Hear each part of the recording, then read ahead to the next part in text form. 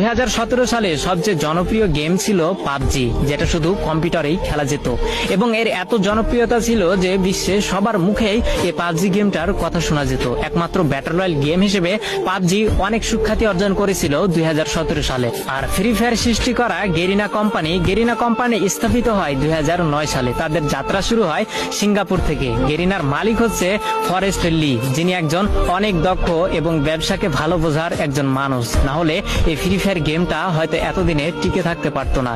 তো 2009 সাল থেকে গেরিনার যাত্রা শুরু হলেও তারা কোনোভাবে কোনো গেমে সাকসেস পেল না, সবকিছুতেই তারা ফেল হয়ে গেল। একের পর এক ভিডিও গেম রিলিজ করেও মানুষের মন জয় করতে পারছিল না। তো 2014, 15, 16 সালে গেরিনা বেশ কয়েকটি গেম মানুষের সামনে উপস্থাপন করে, কিন্তু এত পরিমাণ ভালোবাসা এবং এত পরিমাণ জনপ্রিয়তা পায়নি গেরিনা কোম্পানি ওই অন্য গেমগুলোতে। কিন্তু সবকিছুতেই একটা টার্নিং পয়েন্ট থাকে, যেটা 2017 সালে গেরিনা কোম্পানিকে তাদের মোড় ঘুরিয়ে দিয়েছিল।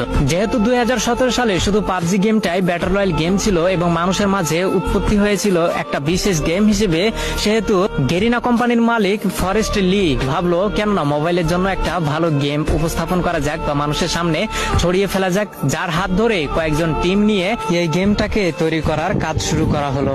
2017 সালে সর্বোচ্চ ব্যবহৃত গেম হচ্ছে পাবজি এবং সবার মাঝে জনপ্রিয়তা পায় পাবজি, কিন্তু কম্পিউটারের মাধ্যমে।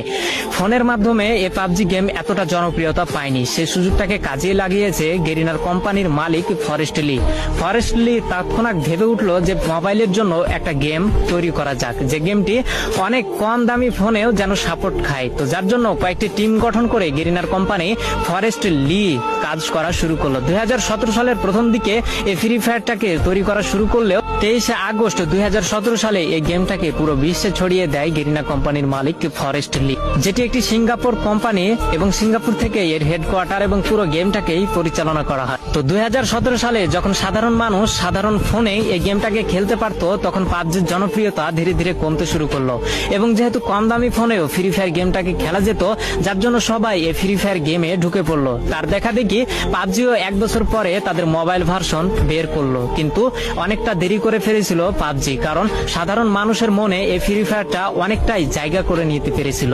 তো পুরো বিশ্বে ফ্রি ফায়ার গেম এমন এমন রেকর্ড গড়েছে যা হয়তো আগামী বছরে কোনো গেম এই রেকর্ডগুলোকে ভাঙতে পারবে না। তেমনই দুটি জনপ্রিয় রেকর্ড হচ্ছে 2019 সালে সর্বাধিক প্লে স্টোর থেকে ডাউনলোড করা গেম হচ্ছে ফ্রি ফায়ার গেম, যার জন্য প্লে স্টোর থেকে তাকে অ্যাওয়ার্ড দেওয়া হয়, এবং 2020 সালে দৈনিক 80 মিলিয়ন অ্যাক্টিভ ইউজার এই গেমটি অর্জন করে ধরে রাখতে পেরেছিল, যার জন্য এটি একটি বিশ্ব রেকর্ড হয়েছিল। হয়তো আজ পর্যন্ত অথবা পূর্বে অথবা আগামীতে এই রেকর্ডটি ভাঙতে পারবে না কোনো গেম। তো এগুলোই ফ্রি ফায়ার